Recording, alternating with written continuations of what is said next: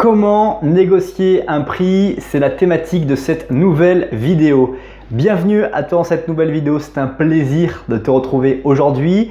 Et aujourd'hui, je vais parler avec toi de ce sujet pour la simple et bonne raison que vous êtes très nombreux à m'écrire pour me poser la question de comment négocier un prix. Alors je me suis dit, mais Ogier, tu as 27 ans, pourquoi les gens ont autant confiance en toi? Et j'ai posé ces questions, j'ai répondu aux questions qu'on me posait et en retour, j'ai dit pourquoi tu vois en moi quelqu'un qui peut t'aider là-dessus? Et de nombreuses personnes m'ont répondu, tu as l'air d'avoir beaucoup travaillé sur des négociations de prix, dans ton entreprise, dans différentes autres choses et du coup tu peux nous apporter des éléments qu'aujourd'hui dans notre milieu, dans le monde dans lequel on travaille, on n'est pas amené à négocier les prix. Et donc je me suis dit tiens mais en fait c'est tout à fait possible que je puisse partager avec les gens une partie de mon expérience sous forme d'astuces très simples à mettre en pratique qui peuvent vous aider à négocier n'importe quel prix. Donc que ce soit votre salaire, que ce soit un objet que vous voulez acheter, que ce soit un appartement, que ce soit une voiture, bref, avec ces règles très simples que je vais vous proposer, des choses que j'ai vraiment mémorisées de mon expérience, vous arriverez à pouvoir négocier n'importe quoi. Mais juste avant cela, je t'invite à découvrir la description qui se trouve juste en dessous de cette vidéo ou en dessus pour pouvoir connaître un petit peu le fonctionnement, ma bio, qui suis, mes activités un petit peu que je réalise et puis surtout de pouvoir télécharger éventuellement gratuitement l'une de mes formations pour que tu puisses peut-être te former, te découvrir, te développer et c'est entièrement gratuit. C'est des choses que je partage avec toi parce que j'ai envie d'enseigner, j'ai envie de partager les choses et me voici. Première astuce pour négocier un prix et qui est pour moi importante, c'est qu'il faut noter sur un papier le prix max ou le prix mini jusqu'où tu es prêt à aller dans la négociation. Il y a par exemple, si tu prends la condition d'une négociation salariale, tu sais exactement le montant minimum auquel tu ne veux pas, auquel tu es prêt à accepter le job.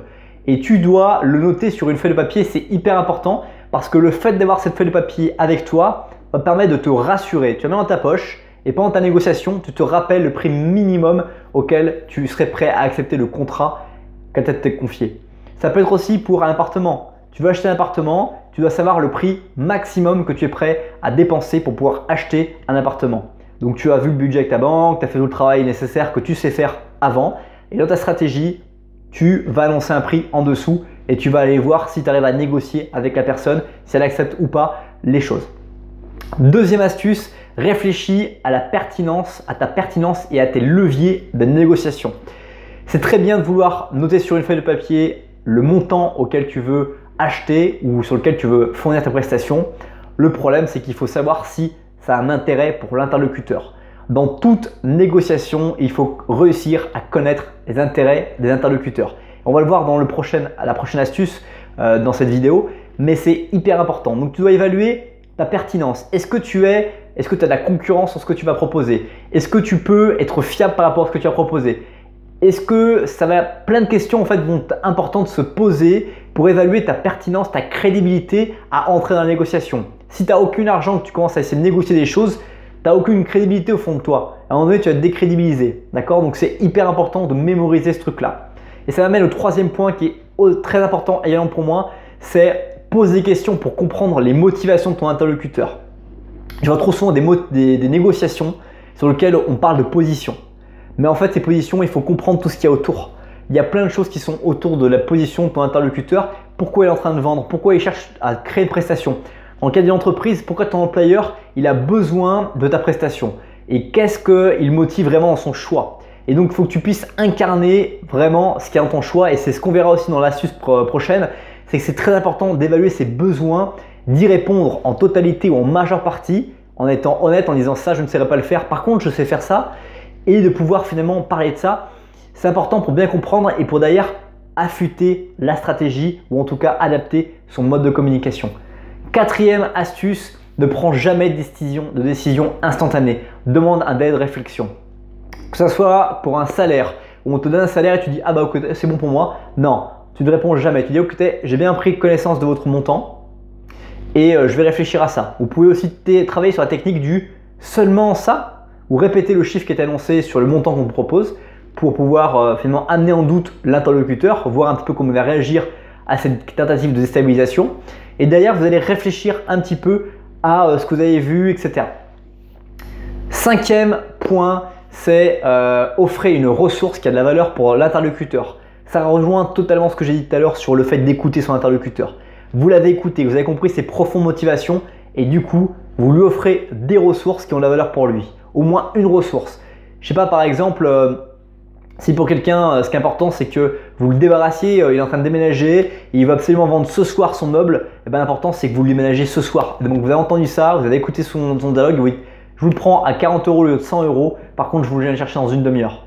Et ça amène une valeur qui peut le faire déstabiliser, qui peut le faire réfléchir. C'est toujours dans le dilemme une négociation. On va chercher le point d'équilibre, le point de dilemme de la personne. Et si elle a plus quelqu'un de temps de négociation, plus il est tranquille. Moins le temps est présent et plus ça va être difficile. Donc c'est vraiment le temps qui est la ligne de conduite d'une négociation. Et donc vous devez le mesurer, le gérer et vous adapter en fonction de vos objectifs. 6e astuce, c'est faites toujours une proposition par écrit. Ne prenez pas un temps de réflexion et après rappelez la personne pour lui proposer le prix. Parce que si vous faites ça, vous êtes ouvert à un dialogue qui n'est pas forcément raisonné et qui peut vous décrédibiliser ou faire réfléchir différemment.